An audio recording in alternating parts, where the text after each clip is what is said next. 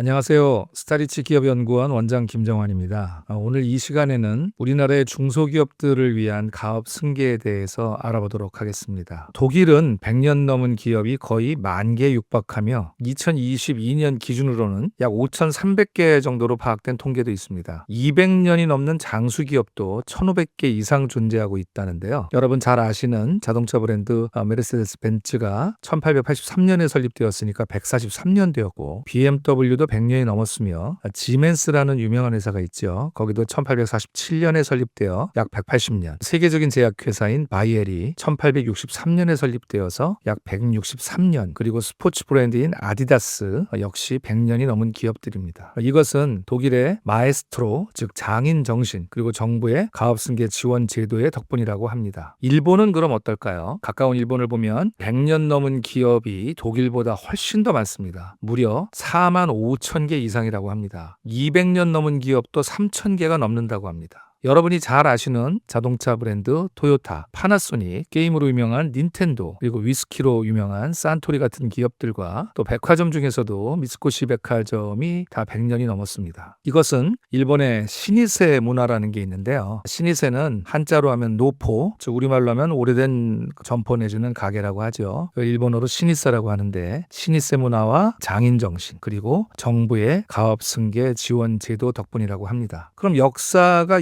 250년 정도밖에 안 되는 미국은 어떨까요? 100년 넘은 기업이 약 1,000개 정도로 역시 독일이나 일본보다는 현격히 적습니다. 여러분이 잘 아시는 코카콜라, 또 자동차 회사 포드, 비행기 회사 보잉, IBM, 그리고 JP모건 등이 대표적입니다. 반면 우리나라는 100년 넘은 기업이 10개 미만입니다. 여러분도 잘 아시는 동화약품, 두산, 경성방지, 그리고 간장 만드는 회사, 몽고식품 등이 있습니다. 그리고 1926년에 설립된 유한양행이 금년으로 딱 100년이 되었습니다. 어떤 분들은 가업을 자식이 이어받는 걸 부의 대물림이라며 좋지 않게 보시는 경향이 있습니다. 이해를 못하는 건 아닙니다. 그러나 다른 나라 국민들은 이런 시각이 없어서 100년 넘은 기업들이 그리도 많은 것이겠습니까? 기업이, 특히 중소기업이 대를 이어 승계를 못하면 그 명맥은 끊어질 확률이 높고, 이는 국가 경제에도 이득이 될 게 없다고 봅니다. 제가 요즘 대표님들과 상담을 하다 보면 가업 승계가 어려운 이유는 첫 번째는 자녀들이 가업을 이어서 하려고 하지 않기 때문입니다. 사실 이게 가장 어려운 부분입니다. 자녀들이 다른 직업을 갖고 있다든지 해외에 거주한다든지 대학교 교수님이라든지 이런 식이면은 가업을 승계할 방법이 없고, 그럼 네 일을 그만두고 가업을 이으라 말을 해도 다들 고개를 절레절레 흔든다는 것입니다. 둘째는 여러분도 잘 아시다시피 우리나라가 세계 최고 수준이라고 하는 상속 증여세 세율 때문입니다. 지금 우리나라 경제의 모세혈관 역할을 해오신 중소기업 대표님들이 보통 70세를 넘어가고 계십니다. 수십 년간 사업을 해오시고 이제는 좀 쉬어야지 하시는데 가업을 이을 수도 없고, 그렇다고 조그만 중소기업에 무슨 전문 경영인을 영입하기도 그렇고, 또 올리도 만무하니 다들 한숨만 쉬시면서 이제 나 죽으면 회사는 그냥 공중분해되는 거고 비상장 주식 가치로 인해서 가족들한테 상속세만 부과되겠지, 이러시며 자조적으로 저한테 말씀하시는 대표님들이 많이 계십니다. 물론 우리나라도 이러한 현실을 알기에 가업승계 특례라는 제도를 운영하고 있습니다. 그러나 여러 가지 제약 조건들이 있어서 이를 이용하는 기업들이 소수에 불과한 실정입니다. 또 자칫 이 제도를 어설프게 이용했다가 증여세나 상속세 폭탄을 맞는 경우도 있습니다. 그래서 오늘은 이 가업승계라는 이 중요한 주제를 가지고 김종석 세무사님을 모시고 어떻게 하면 가업승계를 잘할 수 있으며 또 어떠한 주의사항이 있는지, 이런 등등을 살펴보고 실제 사례 등에 대해서 정말 주옥 같은 이야기들로 나눠보도록 하겠습니다. 세무사님 안녕하세요. 안녕하세요. 네, 네. 오늘도 바쁘신 시간 내주셔서 감사합니다. 귀한 시간 내주신 만큼 가업승계로 고민하시는 대표님들께 금과 옥조 같은 정보를 오늘 전해주시면 감사하겠습니다. 세무사님에 대한 소개는 이미 지난 시간에 다 해드렸고요. 궁금하시면 여기를 보시면 되겠습니다. 여기를. 그럼 먼저 우리나라 가업승계를 위한 특례 제도가 있지 않습니까? 네. 그것에 대해서 한번 말씀을 오늘 나눠보죠. 네네. 잠깐 제가 개요를 말씀드려도 네네. 되겠습니까? 그럼요. 네네네. 일반인들은 피상속인이라고 하면은 무슨 말인지 잘 모르십니다. 피상속인은 돌아가신 분을 말씀하십니다. 그리고 상속인은 그 돌아가신 분의 가족들 또는 상속을 받는 사람들이 되겠죠. 피상속인이 사망한 이후에도 상속인과 그 가족의 안정적인 생활을 지원하기 위해서 상속인의 인적 사항이나 또는 상속재산의 물적 상황을 고려하여 일정 금액을 공제해주는 제도를 상속공제 제도라고 하고, 그러한 그 상속공제 중에서 기업 상속공제란 중소기업의 원활한 가업승계를 지원하기 위해서 거주자인, 여기서 이제 거주자라는 거는 대한민국에 거주하고 있는 일반 국민들을 말씀하는 거죠. 그렇죠? 그죠. 뭐 보통 저희가 거주자, 비거주자라는 표현을 하는 거는 사실 국적에 관여되는 건 아니고요. 그렇죠. 국내에 주소 또는 거소를 183일 이상 갖고 있고 소득이라든지 돈과 가족의 상황들, 기타 재반 사정을 고려해 봤을 때 대한민국의 안에서 계속 이제 있으시는 분들을 거주자라고 흔히 표현한다고 보시면 될 것 같습니다. 네. 그러니까 피상속인과 거주자라는 용어를 이 영상을 보시는 분들께서 기억하시고 인지해 주시기 바랍니다. 그래서 그 피상속인이 생전에 10년 이상 영위한 중소기업 등을 상속인들에게 정상적으로 승계한 경우에 최대 600억 원까지, 600억 원이면 굉장히 큰 금액이에요. 어마어마하죠. 네. 네, 600억까지 상속 공제를 해주고 가업승계에 따른 상속세 부담을 크게 경감시켜주는 제도를 말합니다. 그리고 제가 알기로 우리나라의 가업승계 그 특례 제도가 크게 이제 한 4가지 정도로 볼 수 있지 않습니까? 네, 그것에 대해서 한번 설명을 좀 해주시면 네. 좋겠습니다. 네. 우선 가업 승계 제도라는 거에 대한 대표적인 거는 상속으로부터 시작된다고 보시면 될 것 같아요. 왜냐하면은 아까 말씀하신 피상속인 고인께서 오랜 세월 동안 기업을 이제 운영하시다가 돌아가시게 되면은 누군가 그걸 이어받지 않으면 사실은 회사는 뭐 공중분해되는 그런 개념이잖아요. 그렇죠. 그래서 이 가업 승계 제도가 첫 번째 탄생하게 된 거는 상증법상 제18조 2에는 가업 상속 공제로부터 시작을 합니다. 말 그대로 가업을 상속받았을 때 공제를 더해주겠다 이렇게 보시면 될 것 같고, 그러다 보니까 꼭 상속에만 적용되냐라는 이제 뭐 궁금증이 생길 수 있겠죠. 근데 우리나라는 상속세법하고 증여세법이 하나의 법률로 묶여 있어요. 그래서 상증세법이라고 보통 표현을 하죠. 그렇기 때문에 증여세도 그러면은 무언가 혜택이 있어야 되는 거 아니냐라고 하는데, 그거를 증여세에서 안 넣고요. 조세특례제한법이라고 해서 조세에 관한 특별한 이제 어떠한 이제 감면이라든지 이런 거를 만들어 놓은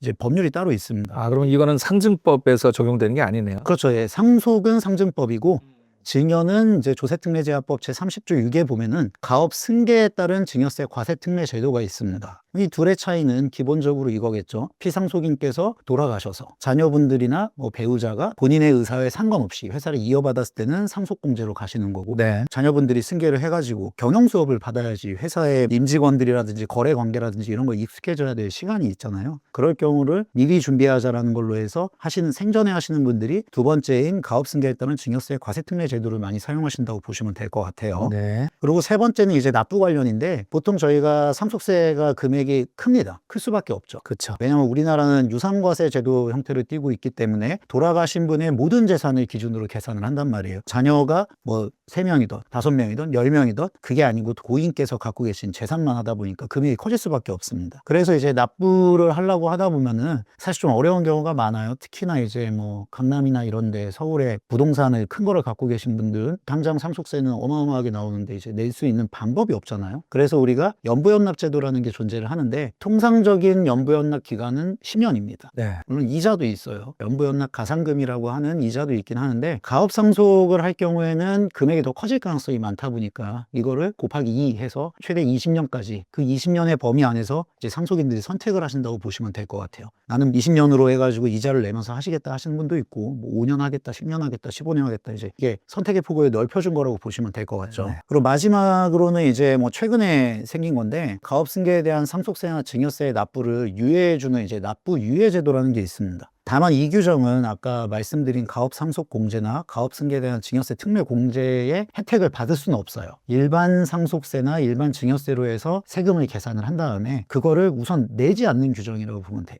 그래서 나중에 내는 이제 2월 규정이기 때문에 사실은 아직까지는 이거를 선택하시는 분을 본 적이 없습니다. 저도 본 적이 없어요. 네, 그래서 이게 과연 크게 실익이 있냐라고 했었을 때 크게 실익이 현재까지는 없다라고 판단돼서 이 부분은 별도로 설명하지 않고, 그 2월은 언제까지 되는 겁니까? 그럼 2월은 또는 그 상속받은 그 재산을 처분하는 시까지 증여받은 거나, 뭐 부동산 생각하시면은 예를 들어서 상속을 받고 내가 사망할 때까지 또 상속을 한다. 또 이어야 되겠죠. 예. 그럼 그것도 하나의 방법일 수 있겠네요. 그럴 수는 있긴 하는데. 처분만 안 하면은 네. 어떻게 보면은 영원 무궁토록 이월시킬 수 있지 않을까. 그렇죠. 뭐 영원히 내려주게 그러나 되면은 그건 영원히. 사실 불가능한 얘기죠. 그렇죠. 그게 이제 현실적으로 과연 그게 실익이 있냐라는 거에서 아까 우리 원장님이 말씀하신 가업상속공제의 공제액이 최대 600억이잖아요. 네. 그 파워풀한 걸 포기하고 계속 뒤로 미룰 거냐. 이 결정하기가 쉽지가 않을 것 같아요. 그래가지고 이 부분은 아직까지는 뭐 실무상에서 뭐 했다는 케이스를 본 적은 없습니다. 그래서 오늘은 설명한 내용이 상당히 많기 때문에 네네. 그 부분은 넘어가는 걸로 하도록 하겠습니다. 알겠습니다. 그 다음에 이제 가업 승계를 할 때 그 피상속인은 어떤 요건을 갖추어야 돌아가시더라도 이런 특례를 적용받을 수 있는지 그 부분에 대해서 한번 좀 설명해 주시죠. 네. 첫 번째로 이제 가업승계 공제를 받으려고 했었을 때 가장 중요한 것 중에 하나가 이제 피상속인 요건이죠. 돌아가신 분. 아까도 말씀하셨지만 이제 거주자 요건이 필요합니다. 그래서 돌아가신 분은 상속 개시, 즉 사망일까지 현재 거주자의 요건을 반드시 지키셔야 되는 게 사실 비거주자한테 이런 혜택을 줄 이유가 없잖아요. 그렇죠. 거주자는 아까 앞에서 말씀하신 네네. 그 그냥 내용이고. 우리 단순하게 생각하면은 전화 원장님 같은 그냥 대한민국 국민이라고 생각하시면 돼요. 대한민국 살고 계시는. 그래서 경제활동하고 그렇죠, 그렇죠. 183일 이상 한국에 거주해 있고. 주민등록증이라고 하잖아요. 네. 보통 주소가 있어야 주민등록증이 나오고 그렇죠. 예, 주소가 없으면 거소증이라고 나오죠. 어찌됐건 한국 내에 자기가 살고 있는 주소가 있으신 네네. 분, 즉 대한민국 국민이다 이렇게 간단하게 생각하시면 될 것 같고 모두가 해주는 건 아닙니다. 왜냐하면은 10년 동안 영위한 가업이기 때문에 당연히 지분 요건이라는 게 존재하겠죠. 그래서 법인 가업, 저희가 그냥 법인이라고 표현을 할게요. 법인은 이제 아무래도 최대 주주로서 특수관계인, 즉 법인의 나 돌아가신 분하고 뭐 나의 가족이라든지 뭐 이런 분들을 다 포함해서 지분율이 40%는 넘으셔야 돼요. 예, 근데 이제 아시겠지만 상장법인은 주식이 막 흩어져 있잖아요. 개인 투자자들이 이제 매일매일 사고 팔기 때문에 또 40%를 대주 지분을 만드는 게 어렵기 때문에 상장법인은 이제 20% 이상만 보유하시면 되고 이거를 10년 이상 계속해서 보유하고 있어야 됩니다. 그 다음에 이제 세 번째로는 가업을 영위했었어야 되기 때문에 당연히 피상속인께서는 대표이사의 위치에 있으셔야 됐겠죠. 그래서 피상속인이 가업을 영위하는 기간 중 세 가지 요건 중에 이제 하나를 만족을 하셔야 되는데 이때 법인이 아닌 개인 사업자의 경우에는 그냥 대표자라고 보시면 될 것 같아요. 네. 그래서 총 자기가 영위한 사업 기간 중에 50% 이상의 기간을 대표이사로 있었냐. 아까 계속 저희가 10년 얘기하죠. 기본적으로 10년 이상이 있었냐. 근데 중간에 이제 이게 끊어지는 경우가 있을 수도 있겠죠. 네. 예, 뭐 대표이사 했다가 안 하셨다. 뭐 뒤에서도 말씀드리겠지만 이런 경우는 이제 상속 개시일로부터 소급해서 10년 중에 5년 이상의 기간은 대표이사를 했었어야 된다. 그래서 결국은 10년을 기준으로 우선 생각하시면 될 것 같아요. 저것은 and가 아니고 or죠. 그렇죠. 네네. 네. 우선 저희 전제 조건이 무조건 10년 이상이에요. 네. 사실은요. 그렇기 때문에 하는데 이제 혹시나 하는 케이스들 때문에 저렇게 이제 뭐 세 가지 요건을 만든 거라고 보시면 될 것 같고요. 두 번째로는 이제 받으시는 네, 상속인 물려받는. 요건입니다. 첫 번째로 나이 요건인데 상속개시 현재 18세 이상이어야 되겠죠. 왜냐하면 당연하죠. 우리나라는 미성년자는 이제 법률적으로 봐서 한정치산자라고의 개념에 있죠. 그래서 법정 대리인이라든지 이런 사람이 없으면 본인의 의사결정을 임의로 할 수가 없잖아요. 그래서 18세 이상이 되어야 되고 두 번째는 그 가업에 종사를 하고 있어야 돼요. 상속 개시 전에 2년 이상 가업에 이제 직접적으로 종사를 해야 된다고 보시면 될 것 같습니다. 그럼 이제 저도 항상 또 궁금한 것들이 뭐냐면 대표님이 결혼을 너무 늦게 하신 거예요. 뭐 한 50살에 결혼을 했다고 칠게요. 그럴 수 있죠. 그래가지고 65세에 어떻게 또 갑자기 뭐 병에 걸려서 돌아가셨는데 자제분이 18살이 안 된 거예요. 이 경우는 어떻게 해야 됩니까? 이 경우는 사실은 아까 첫 번째 요건에 나이 요건이 있기 때문에 18세 미만의 자제분들은 사실은 공제가 안 되고 그럼 무조건 해당이 안 예, 되죠. 18세가 넘어야 되는 거고 이럴 경우에는 사실은 배우자분이 받으셔야 되겠죠. 근데 어머니도 만약에 또 일찍 돌아가셨다.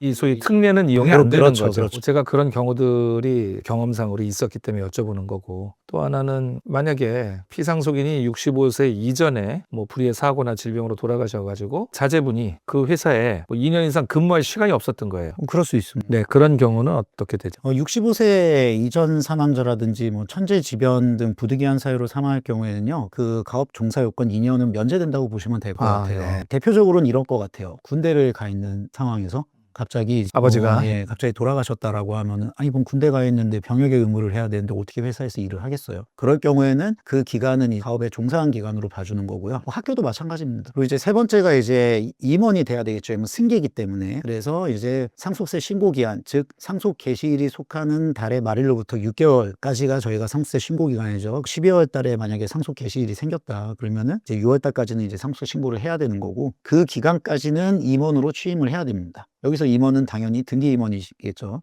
그러니까 그냥 대표이사가 아니고 임원인 거죠. 네네, 이사 우선은 뭐 임원. 이런. 예. 왜냐하면은 원장님도 많은 기업들 컨설팅하고 연구하시면서 아시겠지만, 예를 들어서 아주 극단적으로 표현을 해볼게요. 이제 막 대학을 졸업했어요. 근데 갑자기 대표이사가 돼요. 그럼 그 밑에 있는 다른 임원들은 내 아버지 뻘이잖아요. 그렇죠. 이 통제가 안 된단 말이에요. 네. 뭐 속칭 뭐 이런 표현이 맞을지 모르겠지만 너무 실무를 모른다. 그럴 수 있기 때문에 우선은 임원이 돼서 의사결정 능력을 배양을 한 다음에, 다만 이거를 무한정 끌어주는 건 아니고 상속세 신고 기한으로부터 2년 내에는 대표로 이제 들어가야 된다. 이렇게 보시면 될 것 2년 같습니다. 정도 충분히 업무를 배우고 그리고 대표로 무조건 취임을 해야 상속공제를 해주겠다. 그럼요. 네. 상속공제를 해주는 이유는 그 회사 계속 영위하라는 그렇죠. 개념이잖아요. 네. 100년 기업으로 이어가라는 네. 거니까. 사실 저는 그래서 2년이 좀 짧지 않나 이런 생각도 저 들어요. 2년 동안 네. 모든 업무 파악하고 네. 조금 그래서 요거는 조금 늘려줬으면 하는데, 이제 혜택을 주는 거다 보니까 제한 규정도 존재해야 되기 때문에 2년이라는 기간이 있지 않나 이렇게 생각이 듭니다. 보통 이제 중소기업 등이라고 아까 표현하셨는데, 중소기업 등에는 이제 중견기업도 들어가요. 그냥 중견기업 어떤 거냐 이렇게 생각하시면 됩니다. 매출액이 그냥 5천억 이상이냐. 원래 또 여러 가지 조건이 있는데 그거 오늘 다 설명하기는 좀 그렇기 때문에 중견기업은 뭐 설명 안 하셔도 되겠습니다. 네. 그래서 그래서 매출 이제 5천억 넘는 회사는 제가 만나본 적은 아직 네. 없었어요. 뭐 일 만나실 거니까 이제. 근데 이제 여기는 조금 이제 그 단서 조항이 있어요. 이게요. 중견기업의 오너께서 이제 돌아가실 경우에는 가업 상속 재산이라고 하는 기업의 주식이 있을 테고, 네네. 본인 개인 재산이 회사의 있으실 주식이죠. 거잖아요. 뭐 네. 예금이 될 수도 있고, 타회사, 뭐 상장법인의 주식이 될 수도 있고, 부동산이 될 수도 있고, 이 가업 상속 재산인 이 우리 회사의 주식 가치보다도 일반적으로 받을 수 있는 상속 재산의 가액이 클 수도 있겠다. 그렇죠. 개인 재산이 많다라는 예, 개인 얘기죠. 재산이 많은. 그래서 이 상속재산의 가액이 우리가 상속세로 납부할 금액의 2배가 넘는다. 예를 들어서 상속세가 10억이에요. 근데 일반 상속으로 받는 재산가액이 30억이에요. 그럼 네. 3배잖아요. 이렇게 되면은 이게 적용이 안 돼요. 상속공제 예. 특례 적용이 안 된다. 예, 그래서 대신에 이거는 중견기업만. 이제 중소기업은 그렇다 하더라도 그렇죠. 되는 중소기업은 거죠. 없어요. 근데 중견기업은 좀 이런 걸로 이렇게 약간 좀 차별성을 둔 것 같습니다. 네네. 그 다음에 이제 문제가, 만약에 그럴 일은 없겠지만 피상속인 분께서나 또는 이제 가업을 물려받은 상속인께서 이제 경영하고 관련해서 이제 조세포 탈세라고 표현을 하죠. 그렇죠. 또는 우리가 이제 회계 부정행위, 불식회계일 수도 있고 다른 행위가 있을 수도 있고, 이제 하여튼 어찌됐건 뭐 저희가 뭐 위법적인 거라고 표현을 할게요. 예, 그런 걸 통해서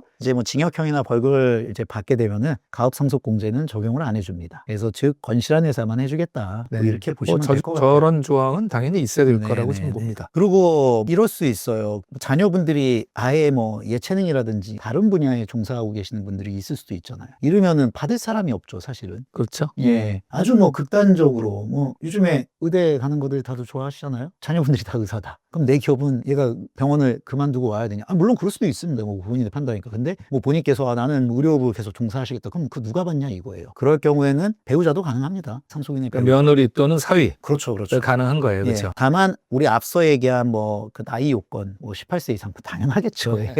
그 다음에 이제 가업에 종사해야 되는 거, 임원에 취임해야 되는 거 이런 거 갖추게 되면은, 예, 법인의 경우에는 상속인의 배우자도 이제 가업상속공제 대상이 되고요. 근데 왜 이 얘기를 하냐면은 우리가 보통은 상속인에는 사위나 며느리는 포함이 안 돼요. 손자녀도 포함이 안 되고요. 온리 상속인은 기본적으로 나의 가족인 거죠. 그렇기 배우자와 때문에 배우자, 자녀. 근데 만약에 그 중에 배우자가 없고 자녀도 없다. 나 혼자다. 부모님이나 형제 자매가 되겠죠. 이렇게 뻗어나가지, 내가 있는데 뭐 내 자녀들, 뭐 손자녀들 이렇게 안 됩니다. 그리고 내 자식이 있는데 배우자들 안 되기 때문에 사실 상속인 요건에 해당이 안 돼요. 근데 이제 법인은 계속 영위를 했으면 좋겠다라고 하기 때문에 이제 저런 규정을 넣은 거고, 개인 사업자는 안 된다고 보시면 돼요. 네네. 그리고 마지막으로 이제 가장 중요한 이제 가업 요건일 것 같은데, 아까 우리 원장님께서 앞서 말씀하신 것처럼 10년 이상이어야 됩니다. 무조건. 9년 안 돼요. 9년 11개월 29일 안 돼요. 10년 이상이어야 됩니다. 그리고 중소기업이나 중견기업이어야 되고요. 그 다음에 이게 업종 제한이 있어요. 모든 업종이 다 되는 건 아니거든요. 그렇죠. 예, 그래서 이 업종은 사실은 나열하면은 상당히 시간이 많이 걸리기 때문에 그냥 우리가 흔히 뭐 제조업이나 건설업이나 유통업이나, 도소업이나 뭐, 네. 예, 이런 이제 유흥주점업 이런 건 안 된다는 거죠. 안 되죠. 네. 예, 그거나 뭐 제일 이제 좀 아쉬워하시는 분들, 예, 임대업도 안 됩니다. 예. 아, 임대업이 맞죠. 예, 임대업도 안 되고요. 뭐 서비스업 중에서도 좀 지적 서비스업에는 또 그것도 제한이 있어요. 뭐 되는 거 안 되는 거 뭐 이런 거 있기 때문에 우리가 가업 승계를 고민하실 때는 첫 번째로는 이제 전문가를 통해서 내 업종이 가업 승계 대상이 되냐부터 확인을 하셔야 되겠죠. 또 하나는 얼마 전에 정부 쪽에서 뭐 보도 자료를 보니까 한 2, 30년 정도 회사를 운영해야 가업이라고 할 수 있는 거 아니냐. 지금 10년이라는 이 기준을 좀 재검토해야 된다라는 내용이 보도된 걸 제가 봤어요. 뭐 지난달인가 그쯤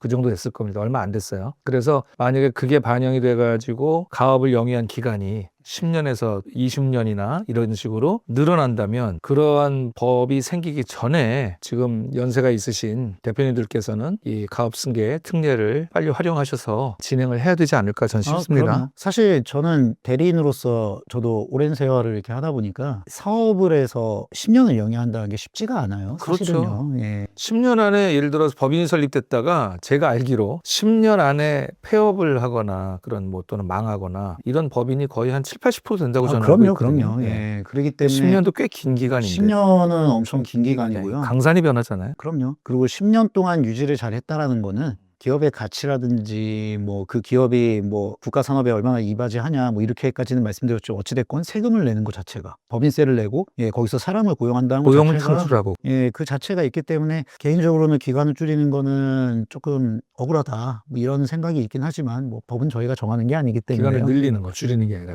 10년이 아니고 이걸 15년, 20년으로 네. 늘린다라면 오히려 이 가업 승계하는 데는 조금 더 힘들어지지 않겠는가. 맞아요. 이 제도가 아무래도 빚을 못 볼 것 같다. 뭐 이런 생각이 듭니다. 다음으로는 그 가업 상속 공제 관련되는 그 혜택과 네. 사후 관리에 대해서 한번 얘기를 해보죠. 가업 상속 시 공제되는 금액이 사업 영위 기간에 따라서 달라지죠, 그렇죠? 네. 어떤 대표님이 10년 이상 그 회사를 운영했다고 하면 최대 300억까지, 그리고 20년 이상은 400억까지, 30년 이상은 무려 600억까지 공제가 됩니다. 그리고 여기서 이제 공제의 대상은 결국 가업 관련이기 때문에 우리가 대표님들한테 주로 제공해드리고 컨설팅해드릴 때 보여드리는 비상장 주식, 그 주식 가치 가액이라고 보면 되겠죠, 그렇죠. 근데 이제 그 주의할 사항을 제가 일을 필드에서 하면서 보니까 이 비상장 주식 가액 전액이 아니라는 거죠. 네네. 공제 대상이. 왜냐하면 전체 주식 가치 그 가액에서 사업 무관 자산에 해당되는 그 비율만큼은 이게 일반 상속으로 과세가 되기 때문에 이 부분을 절대로 간과하고 넘어가서는 안 될 것 같아요. 그럼요. 제 말이 맞나요? 예. 아주 네네. 중요한 부분입니다. 네네. 그래서 가업 상속을 준비하기 위해서는 이 사업 무관 자산을 어떻게 관리하고 통제하느냐, 이게 정말로 저는 중요하다고 생각을 합니다. 또 하나는 이 사업 무관 자산이 당장 오늘 내일 어떻게 할 방법이 없어요, 그렇죠? 그렇죠. 그래서 장기간 전문가들하고 이렇게 도움을 받으시면서 이걸 관리해 나가시고 줄여 나가시고 통제하는 어떤 이런 그 일을 진행하시는 게 굉장히 중요하다고 생각을 합니다. 제가 실제로 이제 상속세 신고하다 보면은 하시고 싶으셔도 못 하시는 케이스들이 있었던 게 어떤 거였냐면은 사업무관 자산 비율이 생각보다 높으신 거예요. 거의 이제 뭐 50%에 육박하시니까 뭐 원장님께서 사업무관 자산에 대해서 이따가 뭐 대략적인 설명을 해주시겠지만 그거에 해당하는 항목들이 좀 많으셨던 회사거든요. 그러니까 이 대표님이 정말 한 3개월을 고민하셨어요. 이따 말씀드린 사후 관리까지 내가 이거를 계속 유지하면서 생각보다 나의 사업무관 비율이 크기 때문에 혜택이 별로 없는데 이거 어떡하지? 그러다가 사실 포기하신 분도 있습니다. 사업 무관 자산, 소위 말하는 비업무용 자산이라고도 하는데요. 그것에 대해서는 제가 이전에 이미 영상을 또 업로드한 게 있습니다. 제 영상을 이렇게 구독하시고 보신 대표님들께서는 다 아마 기억을 하실 텐데요. 그래서 기억이 안 나시는 분들을 위해서 그 영상을 여기를 보시면 됩니다. 사실 그 사업 무관 자산 중에서 가장 대표적인 거는 많은 대표님들이 이거를 잘 모르고 계세요. 그렇죠? 네. 현금이 있잖아요, 회사가. 네네. 현금이 예를 들어 10억이 있는 거예요. 네. 운전자금으로. 네네. 근데 이거를 그냥 입출금 통장이나 네. 3개월 미만 뭐 예금 통장, 사실 3개월 미만 그 만기 3개월 미만의 예금 통장은 의미가 없잖아요. 그래서 요구불 예금이라고 해서 자유입출. 그냥 입출금 통장에 돈이 있으면 이게 업무 자산이 되는데, 유관 자산이 되는데, 네. 만약에 10억 중에서 2억은 그냥 입출금 통장에 들어있고 8억은 뭐 1년짜리 또는 6개월짜리 정기예금 통장에 들어있다. 그럼 이건 전부 다 사업 무관 자산이 되더라고요. 그렇죠. 왜냐하면은 이게 이론적으로 보면 이렇게 보시면 돼요. 물론 이제 저희가 예금이 많으면 좋습니다. 회사가 무조건 돈이 많아야 되는데 이 돈도 너무 많으면은 사업에 안 쓰지 않냐 이런 생각을 할 수가 있잖아요. 주식에 투자하는 회사도 그렇죠. 있어요, 보면. 예. 예. 이건 뭐 규정이 조금 유해지긴 했는데 5개년 평균에 현재는 이제 200%를 초과하는 부분에 대해서는 예금도 너무 많으면은 그 초과 부분은 이제 사업 무관으로 보는데 사실 그런 케이스는 그렇게 많지는 않아요. 왜냐면 돈이 이렇게 쌓여가게 되면은 결국 사업이 커지니까 이제 계속 채권 채무에 대한 상환과 이런 것들이 계속 발생을 하기 때문에 이러진 않은데 방금 원장님께서 말씀하신 이제 제일 중요한 거 우리가 돈이 많으니까 그냥 놀리긴 좀 그러지 않냐. 어디? 이자라도 좀 받자. 그래서 이제 정기예금 또는 이제 뭐 채권 이런 거 이제 사시면은 그거는 사업과는 상관없는 거 아니냐. 그렇죠. 당신들이 투자한 거 아니냐. 이렇게 보는 개념인 거죠. 그런 제한 조건을 만들어 놓은 거는 정부 입장에서는 당신네 회사가 제조업이면은 제조업에 충실하고 현금이 있으면 재투자하고 또는 직원 복리로 쓰고 이래야지 그 돈을 가지고 이자 굴리고 어디 그렇죠. 뭐 금융상품에 투자하고 네네. 이런 거 하지 마라. 뭐 그렇죠. 그런 의미가 아닌가 저는 생각을 합니다. 맞습니다. 네네. 딱 정확하게 말씀하신 게 본질에 충실해라. 뭐 이런 거. 해당 업종, 우리가 업종이 되게 중요하다고 했잖아요. 네네. 이 업종하고는 상관없는 투자인이잖아요. 그렇죠. 이거는요. 그러기 때문에 저희가 아까 30년 최대 600억이라고 하는 어마어마한 공제 제도에는 부합하지 않는다. 뭐 이렇기 때문에 이런 사업 무관 자산을 이렇게 법률상에서 이렇게 표시를 해놓은 겁니다. 네. 얘는 안 된다, 쟤는 안 된다 이런 식으로요. 네네. 그 다음에 그 사후 관리가 어마어마한 공제를 받지 않습니까? 최대 600억까지. 네. 그럼 정부에서 그걸 그냥 해줄 리는 만무하죠. 그럼요. 그러니까 사후 관리 요건이라는 게 있지 않습니까? 그렇죠. 네네. 사후 관리 요건이 뭐 많이 완화가 되긴 했지만 예전에 비해서 그거에 대해서 좀 설명해 네네. 주시죠. 원래 2023년 이전에는 사후관리 기간이 7년이었어요. 근데 사실 7년 엄청 긴 기간이에요, 이게요. 그래서 이게 그 전에는 그러다 보니까 이 가업 승계에 관련돼서 이걸 활용하기에는 좀 어려움이 있다라고 이제 실질적인 필드에 있는 대표님들이 생각을 많이 하셨다 보니까 정부 차원에서 그러면 이거 좀 줄여줄게. 그럼 부담이 좀 덜하지 않겠냐 해서 줄여줬는데, 그걸 이제 2년 줄여가지고 현재는 이제 5년 동안 이제 사후 관리를 받는다라고 보시면 될 것 같은데, 우선 사후 관리 내용이 되게 많아요. 막 디테일하게 들어가면. 그래서 이제 이거를 대표적인 것만 다 다룰 말씀하세요. 수가 없다 네. 보니까 기본적으로 어떤 거냐? 자, 첫 번째, 가업용 자산을 40% 이상 처분하지 말아라. 5년 이내에. 그렇죠. 단순하게 생각하면 이러시면 될 거예요. 가업용 자산이라고 받는 거는 뭐 재무제표 잘 보시면 아시겠지만 위에 이제 뭐 당좌자산이라고 하는 이제 돈과 관련된 것들이 좀 있을 거고, 그게 이제 재고자산이라든지 투자자산이라든지 뭐 유형자산 뭐 이런 것들이 쫙 자산이 있잖아요. 근데 사실 그 중에서 부동산이 있는 회사들 같으면은 부동산이 차지하는 비율이 클 사옥이 수밖에 있거나 없습니다. 공장이 있으면. 그렇죠. 그렇죠. 예. 그거 팔지 마라. 그냥 단순하게. 그러면 도대체 그 사업 어떻게 할 거냐. 그렇기 때문에 이제 40% 이상 처분하지 말라는 이제 표현을 쓰는 거고요. 돈은 쓰는 거잖아요. 처분하는 게 아니죠. 처분은 우리 법인 명의의 재산을 타인한테 양도를 하는 행위이기 때문에 처분하지 말라는 거고, 제일 중요한 거, 가업 승계하라고 해서 했는데 자식이 가업에 종사를 안 해요. 상속인. 이거 왜 네. 해주겠어요, 사실은요. 그래서 상속인이 가업에 종사하지 않는 경우로서 뭐 아까 말씀드린 듯이 상속세 신고 기한으로부터 2년 이내 대표이사 돼야 되는데 대표이사를 안 하거나, 또는 갑자기 나 이거 안 해, 나 딴 것 좀 하고 싶어, 그러니까 좀 쉬고 싶어, 그래서 1년 동안 휴업하거나, 이제 우리 회사는 트렌드에 맞지 않는다, 폐업해버렸다 5년 이내, 그러면은 공제에 대해서 다시 다 이제 추징을 당하겠죠. 이게 현실적으로 좀 어려운 거긴 한데요. 아무래도 아버님이 만약에 30년 하셨어요. 좋은 회사긴 하는데 요즘에 이제 트렌드가 워낙 이게 자주 바뀌잖아요. 그래서 이 업종으로는 우리가 계속 영위하기가 좀 어려우니까 업종을 바꿀까, 여기서 이제 AI로 한번 해보자든지. 뭐 그렇죠. 그래서 이제 주업종 바꾸는 거에 대한 제약이 있는데, 이때는 이제 우리가 한국표준산업분류표 내에서 대분류 내에서는 변경이 가능해요. 저것도 몇 년 전에 네. 완화가 된 거죠. 그렇죠, 그렇죠. 그렇죠. 예. 예, 좋은 대분류 방향으로 내에서는 완화가 된 되는데, 거예요. 사실은 이게 입법하는 차원하고 실무적인 차원에서의 좀 괴리감이라고 볼 수밖에 없어요. 가업을 승계했다. 그러면은 그 가업이 계속 이어져 가야 되기 때문에 세금 내느라고 그 가업이 없어지면 안 된다라는 개념인데, 또 트렌드에 맞춰가지고 그 가업을 바꾸려고 하니까 또 이게 제한 사항이 되잖아요. 그래서 적어도 5년 동안은 그 주업종은 일을 하고 유지하면서 준비해가지고 뭐 5년 뒤에 뭐 업종을 다른 걸 바꾸든지 바꾸는 추가하는 거는 거는 상관없겠죠. 5년 경과하고 나서 업종을 바꾸는 건 전혀 문제가 안 됩니다. 그럼요. 네, 사후관리 기간은 유지를 잘 하셔야 네, 됩니다. 그다음에 이제 주식을 이제 아까도 말씀드렸지만 우리가 이 가업 상속이라는 거의 핵심은 이제 비상장 주식이잖아요. 그렇죠. 이 주식을 팔아버려요. 또는 다른 주주들이 증자하는데 나는 이미 주식이 많어, 그래서 나는 그냥 증자 안 할래, 자기의 지분이 그래서 줄어들어 그렇죠. 상대적으로. 예. 네네. 그다음에 이제 실권하는 경우 또는 이제 감자에서 내 것만 이제 어느 감자해 가지고 이제 내 주주 지분의 일부 좀 환원하고 싶다. 뭐 이런 경우에는 이것도 좀 이어져라라고 했던 이 제도에서 좀 벗어나는 거기 때문에 지분이 감소하면 안 됩니다. 사실 실무에서 제일 어려운 거는 이제 근로자 관련이에요, 사실은요. 그래서 이 근로자 때문에 대부분 못 하셨는데, 이제 근로자를 유지를 해줘야 되잖아요. 고용을 유지해주고 보수를 유지해줘야 되는 규정이 두 개가 있습니다. 그래서 얘는 이제 5년 뒤에 사후 관리 끝날 때 한번 판단을 하는데, 첫 번째가 이제 인원수겠죠. 상속 개시일로부터 5년간 정규직 근로자의 전체 평균이 상속 개시일이 속하는 사업년도 직전 2개년도, 그러니까 즉 상속 개시일이 2026년이다 그러면은 24년, 25년에 정규직 근로자 대비해서 90%에 미달하면 이거 못 지킨 거예요. 그럼 이제 예를 들어 대표님이 돌아가시고 그때 직원이 100명이었다고 칠게요. 그래서 5년이 경과했는데 이게 80명으로 줄었어. 그럼 안 되죠. 그럼 안 되는 거죠. 그러면 이제 그 상속공제 받은 건 전부 다 그렇죠. 예, 소위 시체 말로 그냥 토해내야 되는 거죠. 사후 관리 규정을 뭐 익히는데 100명은 그나마 괜찮습니다. 만약에 직원이 8명이었다.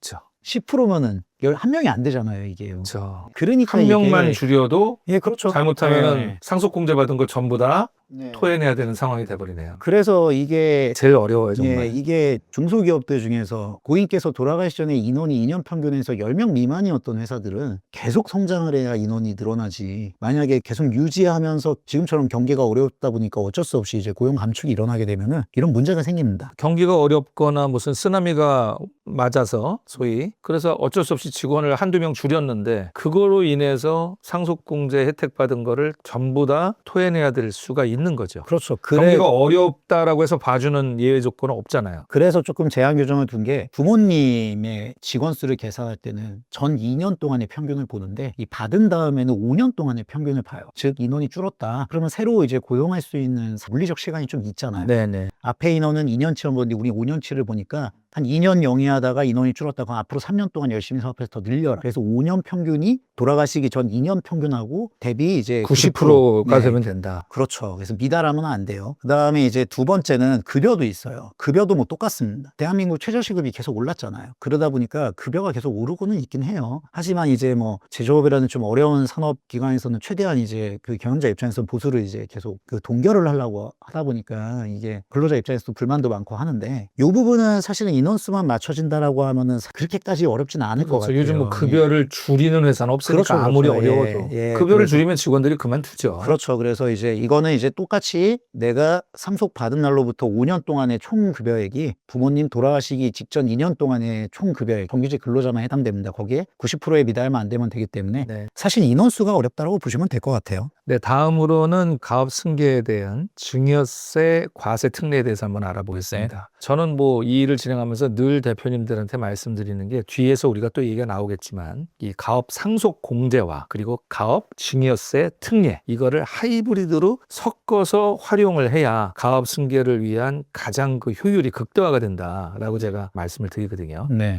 어떤 대표님들은 이런 분들이 계세요.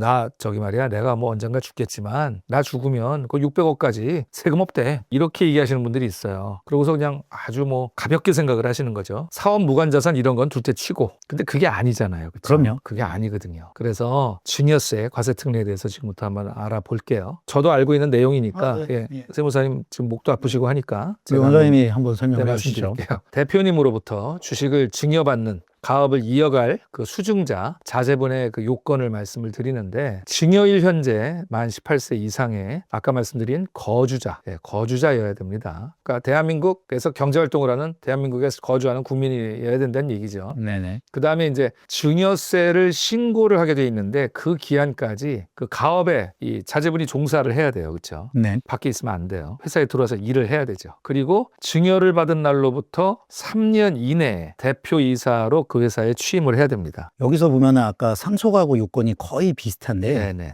차이점이 하나가 있어요. 2년과 3년? 그렇죠. 네. 어떻게 되냐면 우리 상속은 상속 개시 전에 2년 전부터 가업에 종사를 했었어야 되잖아요. 그렇죠. 근데 이 인법상 증여는 이런 개념이거든요. 내가 줄게. 너 받을래? 네. 그러면 네 해야 이게 성립이 되지. 내가 줄게. 저 안 받을래요. 이러면 증여 성립 안 돼요. 그렇죠. 줄 수가 없죠. 안 네. 받겠다는데 무슨 수를 그렇죠. 줘요? 그러니까 상속 공제는 어찌됐건 회사에서 막 이제 와서 이제 이어가보자 라고 하다가 이제 부모님 이제 유고하시고 나니까 그래서 가업에 이제 2년 정도 종사를 했었어야 된다라는 게 있는데 이거는 너 이제 앞으로 이제 우리 가업을 이어받아라는 개념이에요. 상당히 중요한 겁니다. 왜냐하면은 내게 돼야 아끼거든요. 너 나중에 줄게 우리 회사. 나중에 언제? 이렇게 될 거 아니에요. 미리 이거 해서 가업승계 증여세에서 적은 세금으로 너 지분도 주고 너 이제 앞으로 우리 회사가 이제 네 거가 될 거야. 그러니까 한마디로 목숨 걸고 일해라. 뭐 이런 게 되는 거잖아요. 사실. 대표이사로 그래서, 3년 안에 취임해야 되고. 그럼요. 그러기 때문에 아까 원장님이 말씀하신 대로 이거 하이브리드라는 게 상당히 중요합니다. 네. 그래서 중요한 거는 아까는 상속은 그 돌아가시는 날에 이미 거기서 일을 하고 있어야 되지만 이거는 이제 증여일로부터 3개월 이 지나기 전까지 이제 입사하면 돼요. 회사에 입사를 하시고. 주식을 자제분한테 증여하고 그때 입사를 해도 되는 그렇죠. 거죠. 예, 그때 그때도 입사해서. 돼요. 예. 그러니까 이제 아까 일을 제가 하는 거지. 말씀드린 것처럼 줍게 감사합니다. 이런 과정 중에 지금 합의가 다 일어나야 된다 이거죠.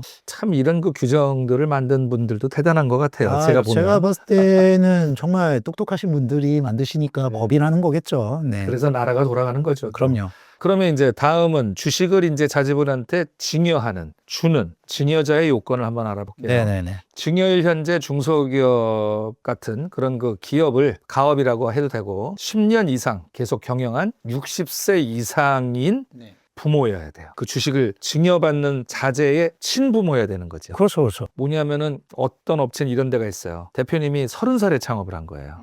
그래가지고 20년을 일을 했는데 50밖에 안 됐네. 근데 자기는 20년을 일해서 이제 번아웃이 된 거야. 근데 결혼도 일찍 해가지고 애가 벌써 30살이야. 20살에 애를 낳았어. 예를 들어서. 그래가지고 걔한테 이제 이렇게 해주고 싶은데 내 나이가 50이기 때문에 이 증여세, 과세 특례는 활용을 할 수가 없다. 네. 나이 요건 상당히 중요합니다. 그러니까 상속은 우리가 자기 의사가 없잖아요. 자기가 원해서 세상을 떠날 수는 없습니다. 그쵸. 예. 자연의 섭리처럼 오는 건 순서가 있어도 가는 건 순서가 없기 제가 때문에. 늘 얘기하는 게 증여는 인간의 통제할 수 있는 영역이고 상속은 신의 영역이다. 그 말씀을 늘 드렸습니다. 그래서 이제 60세 정도면은 과거에 우리가 이제 환갑이라고 했잖아요. 한 갑자가 한 번 돌아가는. 그러기 때문에 뭐 과거 같았으면은 이제 사실은 60세까지도 불과 100년 전만 해도 생존율이 많이 낮았었는데 지금은 내가 아무리 20년, 30년 해도 60세 안 됐으면은 이거는 안 됩니다. 이 제도는 이용할 수 없다. 좀 기다리셔야 돼요. 빨리 늙으려고 노력을 해야 돼요. 아니 뭐 그 기간 동안 또 열심히 또 버시면 되죠. 네네. 네. 또 이제 이 기업을 가업을 영위하는 기간 중에 절반 이상, 50% 이상의 기간 또는 증여일로부터 소급해서 10년 중 5년 이상은 대표이사로 재직을 하고 있었어야 된다. 네, 뭐 그냥 뭐 이건 다 이해하실 것이고.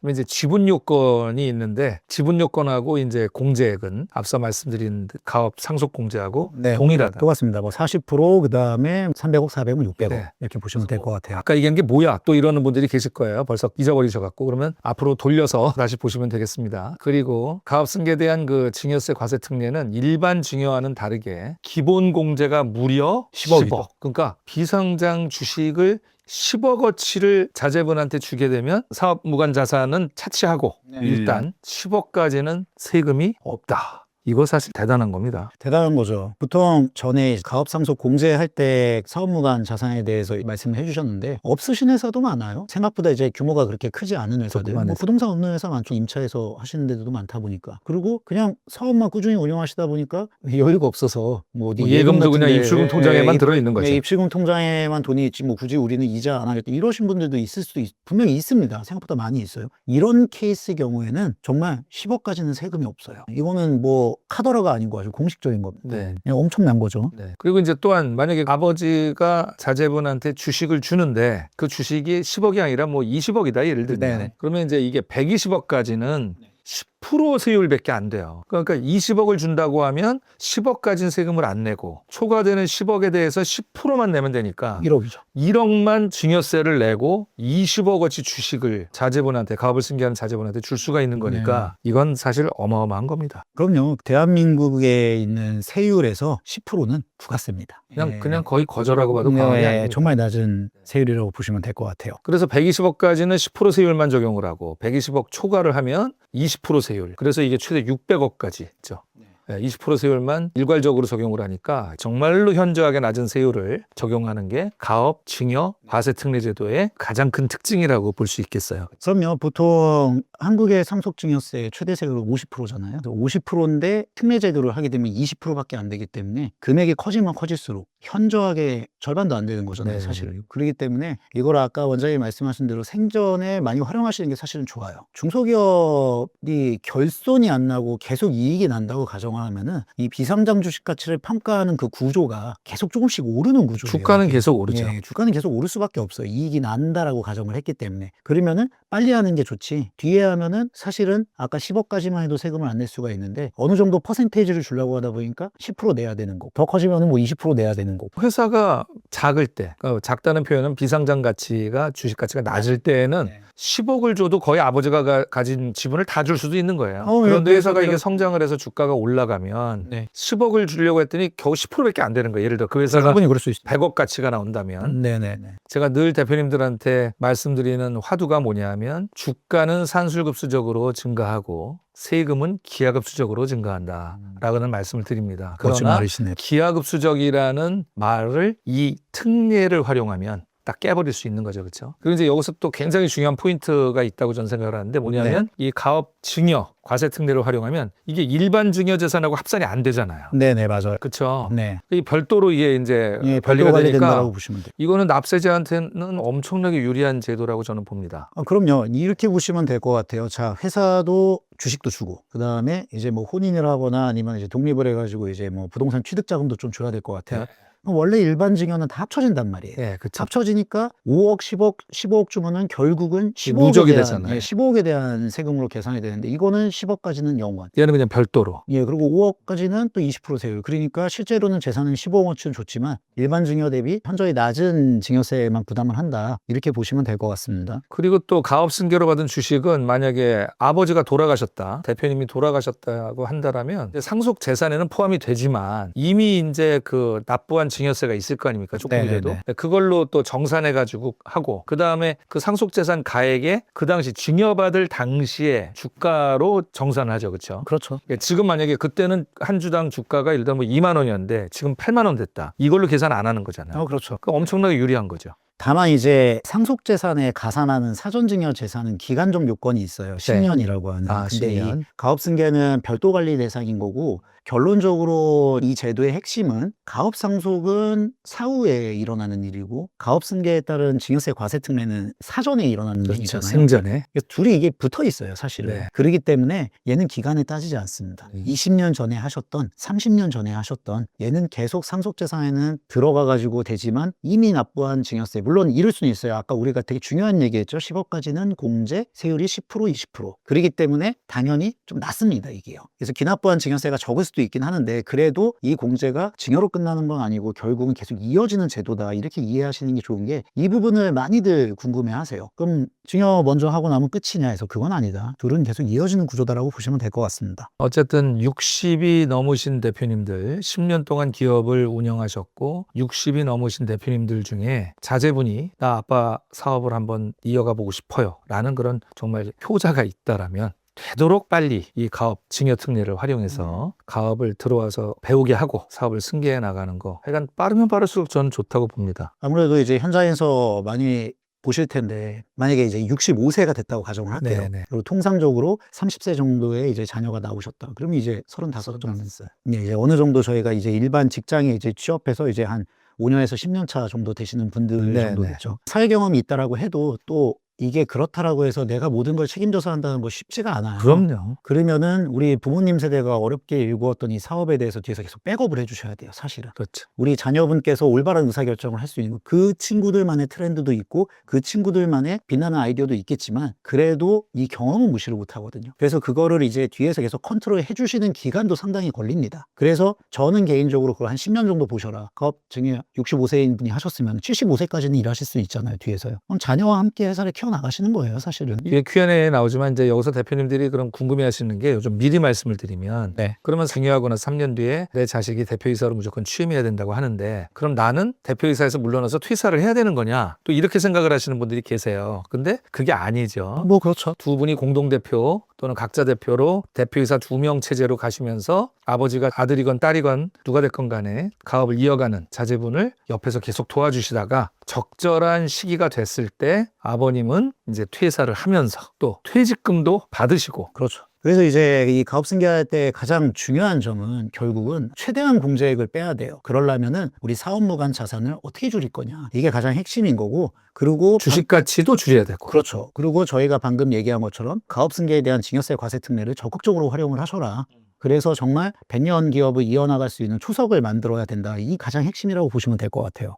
네. 그러면 이제 지금까지 알아본 가업 승계 증여 특례하고 그러면 일반 증여하고 이렇게 했을 때 얼마나 정말 파워풀하게 혜택이 있는지 한번 확인을 해보겠습니다. 일반 증여는 증여공제가 아버지하고 아들 사이로 하면 5천만 원이죠. 근데 이건 10억입니다. 그리고 세율은 최대 50%까지 상속 증여세율은 돼 있죠. 그런데 그 가업승계 증여세 과세 특례를 활용하면 600억까지 20%밖에 되지 않습니다. 그리고 증여세 신고, 세액공제, 일반 증여는 이제 세액공제가 가능하죠. 근데 이거는 증여세 과세 특례는 그건 안 됩니다. 이런 혜택을 줬는데 세액공제까지 해주면 그건. 근데 사실 세액공제가 과거에는 10%였는데 점점점 줄어서 이제 3%밖에 안 되거든요. 큰 의미가 없어요. 그 3%도 그 어디예요? 아니 왜냐면 근데 이거 가업 승계 증여세 과세 특례는 이미 10억을 빼주잖아요. 3%보다는 크죠. 그렇죠. 그리고 이제 상속재산 가산하는 거는 10년 이내, 일반 증여의 경우에는 10년 이내에 받은 경우에는 상속재산에 다 합산이 돼 버려요. 그렇죠. 근데 이 가업승계 증여세 과세 특례를 활용을 하면 기간에 상관없이 이거는 그냥 무조건 가산은 된다. 그러나 주가는 지금 주가가 아니라 그 받을 당시의 주가. 증여받을 당시의 주가를 적용하니까 훨씬 유리하다. 이렇게 일반적인 말씀 드릴 거고 실예를 한번 저희가 해보죠. 네. 주식을 증여하는데 자제분한테 한 70억 정도 증여한다고 한번 가정을 해볼게요. 그러면 일반 증여의 경우에는 증여세가 얼추 30억 좀 안 되시죠? 예, 29억 뭐 2,455만 원이라고 이렇게 계산해 오셨는데 한 30억 정도로 보면 되겠어요. 그렇죠? 네네네. 그런데 가업승계 증여세 과세 특례를 적용을 하면 이게 6억 원으로 뚝 떨어집니다. 이 계산도 엄청 편하죠. 왜냐하면 우리가 사실은 이거 비교표기 때문에 네네. 전부 다 이제 사업 관련성 있는 재산이라고 가정을 하면 뺄 게 없어요. 네. 그렇기 때문에 70억에서 아까 10억까지는 공제해준다. 그럼 60억, 단순하게 10%, 6억. 끝이죠. 그렇죠. 그러면 아까 일반 세금, 일반 증여세로 해서 주식을 증여했었을 때는 한 29억 2,500만 원 정도 나오는데 이건 6억이니까 둘의 차이가 23억 예. 2,455만 원 정도가 나네요. 네, 엄청나죠. 어마어마한 엄청나죠. 겁니다. 네.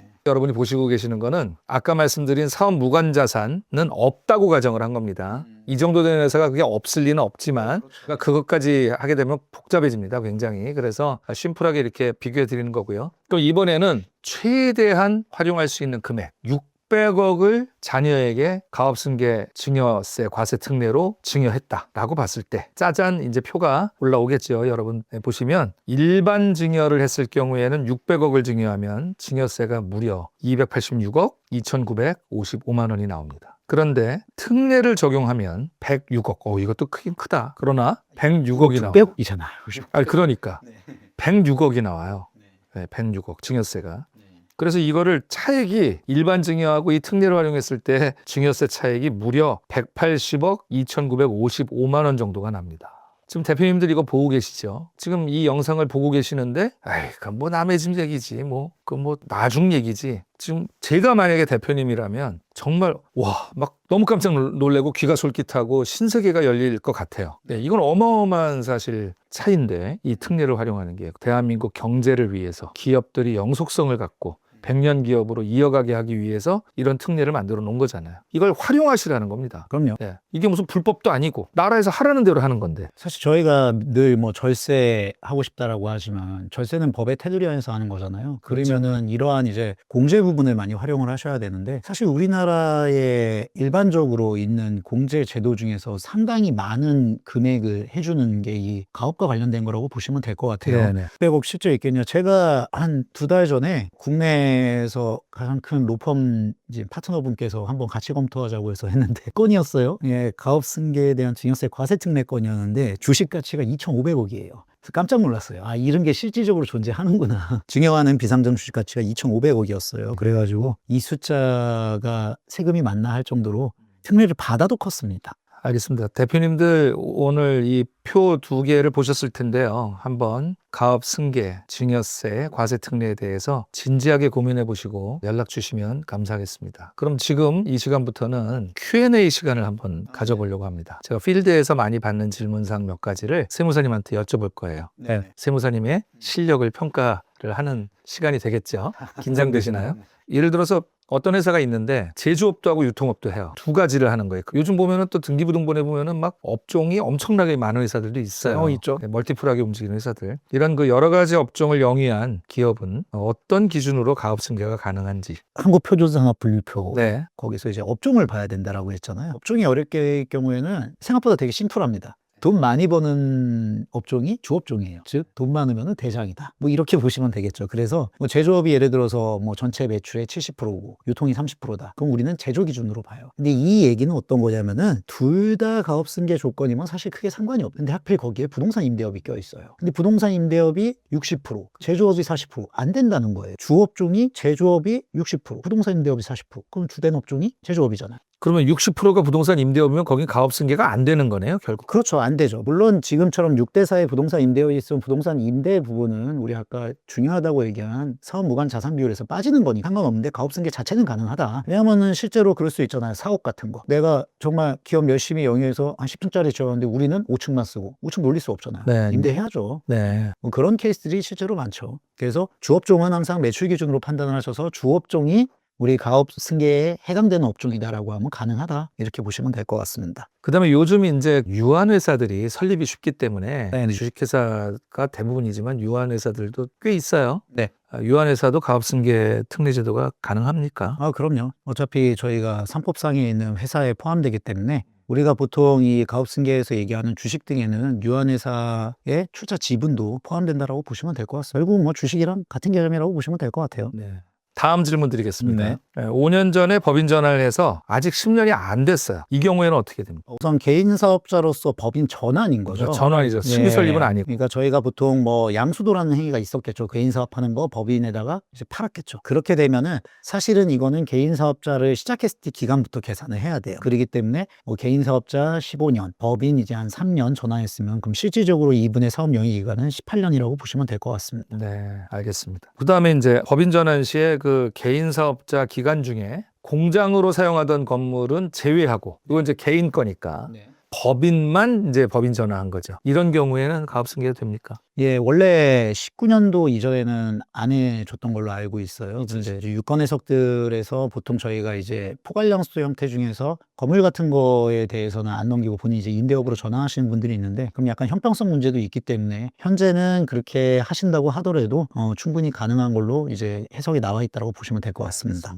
그리고 이제 8년 동안 대표이사를 했어요. 그리고 퇴임을 했어. 무슨 사정으로. 질병이나 여러 가지 사유가 있겠죠. 그 다음에 다시 이제 취임해가지고 5년간 대표이사로 봉직을 했어요. 그러니까 연속해서 10년은 안 했지만 총 기간은 13년을 대표이사로 근무한 거죠. 이런 경우에는. 그것도 가능하십니다. 왜냐하면 이제 대표이사 재직 기간은 등기부에 보면은 나오잖아요. 언제부터 언제 취임, 중임, 뭐 해임 뭐 이런 내용이 있기 때문에 사실 이건 객관적으로 확인할 수가 있어요. 그렇기 때문에 그 기간이 당연히 10년 이상인 케이스가 대부분이겠지만 혹시 아까 말씀하신 대로 중간에. 특별한 사정에 의해서 퇴임하셨다가 다시 재취임하신다고 하더라도 다 합쳐서 10년이 넘냐 안 나를 본다고 보시면 될 것 같습니다. 자녀가 2명인데 공동으로 가능하냐? 그걸 아까 제가 말씀을 드렸죠.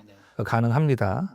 그 다음에 또 하나는 이제 제가 대표예요. A법인, B법인을 제가 다 운영을 합니다. 그럼 이거를 둘 다 가업승계가 가능한지. 그럼요. 만약에 우리가 A법인, B법인이 있고 자녀 1, 자녀 2가 있다고 가정했을 때 네네. 자, 우리 같이 하면 싸울 수도 있으니까 공정하진 않겠지만 A법인은 자녀 1, B법인은 자녀 이렇게 주시려는 분들 생각보다 많아요. 이럴 경우에도 우리가 앞서 얘기한 그 조건들 뭐 있잖아요. 뭐 상속인 조건, 증여자 조건, 뭐 피상속인 조건, 뭐 수준자 조건 뭐 이런 것들 이런 거를 다 만족한 상태에서 주게 되면 되는데 중요한 거는 공제 금액은 각각으로 계산하지는 않고 1번도 600, 2번도 600이 아니고 똑같다라고 가정하면 300, 300이 되겠죠. 5대5라고 하면 그 금액 내에서는 이렇게 나눌 수 있습니다. 네, 대표님의 자녀가 근무하다가 아버지가 돌아가시면서 가업 상속을 받았어요. 그럼 이때 그 자녀는 거기서 근무를 했단 말이에요. 일반 직원으로. 네네네. 예, 그러면은 왜 그 사후 관리? 사후 관리 있잖아요. 거기에 근로자 수에 포함이 되는 건지. 그럼요. 네, 대표자가 된 날부터 근로자수에서 제외가 되기 때문에 아까 저희가 5년 기준에서 돌아가시기 직전 2년을 본다고 했잖아요. 그렇죠. 그때는 이분이 이제 임원이 아니었던 직원이었다고 뭐 과장, 뭐 차장 이랬으면은 당연히 직원수에 들어가 있습니다. 근데 상속세 신고 기한 또 2년 이내에 대표이사 이제 돼야 되잖아요. 그러게 되면 당연히 이제는 임원이 되는 거잖아요. 또는 대표이사가 아닌 등기 임원이 됐다 해도 더 이상 이제 직원이 아니잖아요. 예, 그러면 그때부터는 인원수에서 빠지는 게 맞죠. 그럼 근로자 수가 줄어드는 거네요. 줄어듭니다. 그럼 또 근로자를 하나 뽑아야 되겠네요. 근데 이렇게 생각하면 돼요. 표현이 좀 그런데. 대표자 원래 계셨잖아요. 가셨잖아요. 그러면 이제 다시 대표자 올라갔잖아요. 그럼 그 자리 수가 채워야 되겠죠. 예, 그런 개념으로 생각하셔야 됩니다. 이거는 굉장히 간과해서는 안 되는 부분이라고 생각을 합니다. 그 다음에 이제 가업 승계로 주식을 증여받기 전에 자녀가 이미 대표이사가 되어 있어요. 뭐 그 경우에도 특례 적용이 가능한가요? 아, 그럼요. 보통 이제 아까 증여세 신고 기한까지 일하기 시작해서 네네. 그 다음에 3년 이내 대표이사 되는데 우리 너무 빨리 해버린 거예요. 그냥 대표이사. 주식도 안 줬는데 대표이사만 시켜놓은 실제로 거죠. 많잖아요. 있어요. 예. 아차, 큰일 났다. 우린 혜택 못 받는 거 아니냐? 억울하잖아요. 뭐 그러지 않고 그거는 이제 대표이사 했다라고 해도 나머지 요건 만족한다면은 예, 증여세 과세 특례 충분히 가능합니다. 네. 그 다음에 이제 그 아버지가 생전에 돌아가시기 전에 그 주식을 전부 다 증여를 했어요. 네. 이 전부 증여했다라는 게 이제 증여 특례를 활용해서 증여한 거겠죠. 뭐 그럴 수도 있고 아닐 수도 아닐 있겠죠. 수도 있죠. 네. 그럼 그때도 상속 공제가 가능한지. 만약에 증여세 특례를 적용해서 했다라고 하면 당연히 이건 아까 말씀드린 대로 연결이 돼야 되는데 그걸 안 했단 말이에요. 막 옛날 얘기여서 이런 제도가 없을 때나 그래서 이미 다 했는데 막상 보니까 따지고 보니까 아버님이 10년 이상 경영도 했었고 그때 뭐 주식도 뭐 40% 이상 갖고 계셨고 근데 나는 증여세 과세 특례 안 받았다. 그때 그런 제도가 없거나 또 몰라서 억울하잖아요. 예, 이것도 가능합니다. 해당 주식은 돌아가신 부모님께서 계속 갖고 있는 걸로 보기 때문에 가업 상속 공제 가능하게 돼 있습니다. 필드에서 나오는 질문들을 세무사님한테 여쭤봤는데 역시 우리 김 세무사님 네. 통과하셨습니다. 아, 예, 감사합니다. 이제 마무리하는 시간으로 이 가업 승계 후에 가업 승계 제도를 활용해서 하고 난 다음에 뭐 세무조사를 받았다든지 또 소명을 한다든지 뭐 이런 사례들을 좀 얘기할 텐데 네네. 먼저 이제 제가 필드에서 겪었던 일을 하나 말씀드릴게요. 어떤 그 제조업을 하는 우량한 중소기업 있어요. 그 대표님이 이제 연로하셔가지고 자제분이 두 분이 계세요. 두 분 다 참으로 다행스럽게 회사에 들어와서 이제 근무를 하고 계세요. 그래서 이제 가업 승계 증여 특례 활용을 해가지고 자제분 두 분한테 아버지의 주식을 증여했어요. 그런 이제 3년이 거의 돼가는 즈음에 대표님께서 야 이거를 2명 다 대표이사로 취임을 해야 되잖아요. 네. 근데 이게 어떻게 보면 좋을 것 같지만 안 좋을 수도 있거든요. 뭐 우리 영화나 드라마에서 많이 나오지 않습니까? 그쵸? 풍재난 뭐 이런 거. 네. 그래가지고 대표님이 막 고민을 하다가 저한테 연락을 주신 거예요. 한 명만 대표로 취임을 하고 한 명은 안 하는 걸로 임원으로 하거나 이렇게 했으면 좋겠다. 그렇게 되는 바람에 3년 안에 대표이사 취임을 못 하게 된 거잖아요. 그러니까 이제 일반 증여세를 내야 되는 거였죠. 일반 증여세를 낸 경우가 있습니다. 그 한 명만 대표이사로 취임을 하고 저희는 이제 잘 도와드렸고 그거는 대표님이 결정하실 몫이잖아요. 저희가 거기에 대해서 뭐 감나라 배나라 할 수는 없는 부분이고 저는 그런 사례를 실제로 겪어봤고 또 이제 어떤 기업은 자제분이 사실은 이 사업을 하고 싶지 않아 했어요. 제조업인데 굴뚝산업이거든요. 힘들잖아요. 네, 그래가지고 안 하려고 했는데 회사는 참 좋아요. 다른 일에 종사하고 있었는데 그 아버지가 자제분을 설득을 했어요. 사실은 가업 승계가 이루어지지 않아서 상속 증여 문제 때문에 공중분해된 회사들이 많지 않습니까? 네네네. 그 아드님이 아버지의 설득에 승복을 하고 참 효자예요. 들어와서 근무하다가 증여 특례를 활용해가지고 그 주식을 증여하고 그렇게 지금 해가고 있는 회사가 또 있어요. 근데 세무사님께서는 이런 승계 특례를 활용한 이후에 뭐 사후 관리를 잘 못했다든지 아니면 전문가들한테 조력을 받지 않고 좀 약간 무대뽀라고 표현해야 되나? 그냥 했다가 나중에 폭탄을 맞았다든지 뭐 아니면 소명을 하라고 했다든지 이런 사례들이 있으시잖아요. 우선은 전문가 없이 하시는 분은 제가 봤을 때 대한민국에 한 명도 없을 것 같고요. 이게 워낙 이제 잘못하게 되면은 금액이 크기 때문에 가산세도 장난이 아니겠죠. 그래서 대부분 이제 하시는데 이제 문제가 기본적으로 저희가 이 상속증여세는 부가가세 제도란 말이에요. 네. 원래 보통 대한민국의 세금은 다 신고입니다. 자진신고. 우리도 신고해요. 하라고 하니까. 근데 이거 맞냐 안 맞냐? 이런 면에서의 이제 세무조사거든요. 잘못됐다라는 게 아닌 거예요. 들여다보겠다는 네, 거죠. 지금이야 뭐 행안부나 이런 데서 뭐 상속인 금융재산 조회라든지 땅 찾는 거 이게 다 있지만 과거에는 그런 게 없었거든요. 그러니까 우리 아버지, 우리 어머니가 얘기 안 해준 재산이 어디 있는지 내가 어떻게 알아요? 그죠? 모르죠. 예, 성수 신고 딱 열심히 해왔더니 갑자기 산하고 막 어디서 막 땅이 나와요. 뭐 좋긴 좋아요. 좋긴 좋은데. 그러면 이제 세금이 많이 나오죠. 할 수도 없는 시골 땅인데 막 그러면 뭐, 세금은 네, 엄청 나오고. 뭐 그러면 안 좋죠. 근데 이제 뭐 그런 게 있기 때문에 이제는 다 통제가 되는데 보통 이런 그 부가가세 세목의 특징은 그런 겁니다. 이제 정보가 돌아가신 분 기준으로 했었을 때 얘기 안 해주시면 모르니까 국가기관에서 확인해 보니까 이거 당신의 재산이에요. 근데 신고할 때는 몰랐으니까 빼먹으셨네요. 그러니까 다시 하셔야죠. 뭐 이런 거지 뭐 잘못했어 뭐 이런 건 아니거든요. 네네. 다만 이제 이 가업 승계 관련해서는 이제 아무래도 이제 아까 계속 얘기했죠. 핵심은 비상장 주식의 가치일 거고. 첫 번째, 잘 계산했어? 이게 주당 얼마인지, 그죠? 그쵸. 두 번째, 아까도 계속 강조하셨던 사업무관 사업무관 자산 자산. 비율이 정말 20%, 30%, 40% 맞아?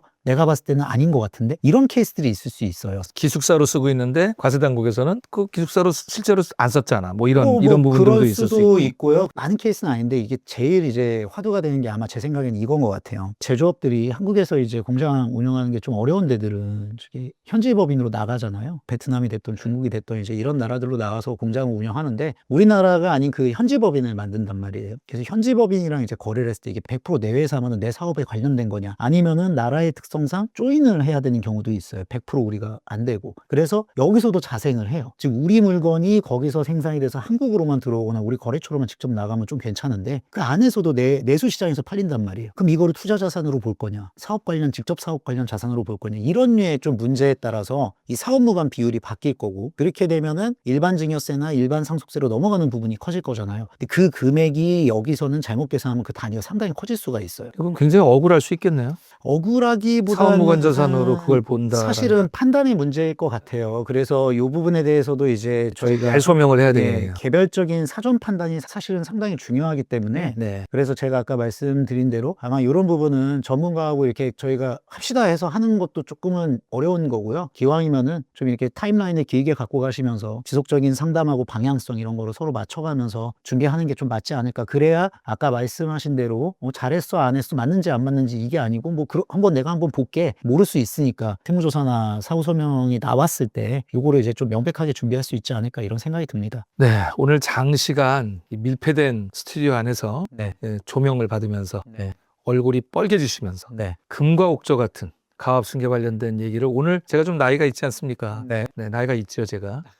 그 옛날에 완전정복이라고 네. 아마 세무사님은 모르실 거예요. 네. 제가 중학교 다닐 때 완전정복이라는 참고서가 있었습니다. 네. 이걸 대표님들은 거의 다 아실 거예요. 저하고 뭐 연배들이 이렇게 되시니까.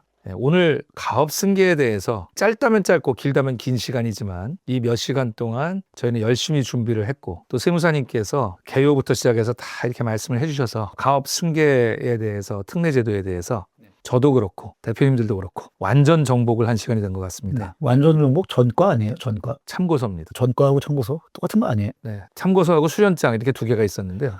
따지냐? 하여간 그래서 오늘 하여간 너무나 감사드리고 김종석 세무사님 수고 많으셨습니다. 네. 다음 시간에도 좋은 이슈를 가지고 또 모시도록 하겠습니다. 알겠습니다. 오늘 정말 수고 많으셨습니다. 네. 감사합니다. 오늘도 유익한 시간이 되셨습니까? 가업승계는 이 나라 경제를 살리는 길입니다. 오늘 영상을 보시고 가업승계를 고민하시는 대표님들과 기업에 조금이라도 도움이 되셨기를 소망합니다. 이전에도 제가 가업승계 관련된 영상을 업로드했으니 그 영상을 보시려면 여기를 보시기 바랍니다. 저는 다음 시간에 또 뵙겠습니다. 다음 시간까지 궁금해서 도저히 못 기다리시겠다고요? 그러면 아래를 보시고 상담을 신청해 주시기 바랍니다. 다음 시간까지 기다릴 필요 없이 바로 도와드리겠습니다. 구독과 좋아요는 영상을 만드는 저희들에게 큰 힘이 됩니다. 다음 시간에도 더욱 유익한 정보를 제공해 드리도록 노력하겠습니다. 지금까지 스타리치 기업연구원 원장 김정환이었습니다. 시청해 주셔서 감사합니다.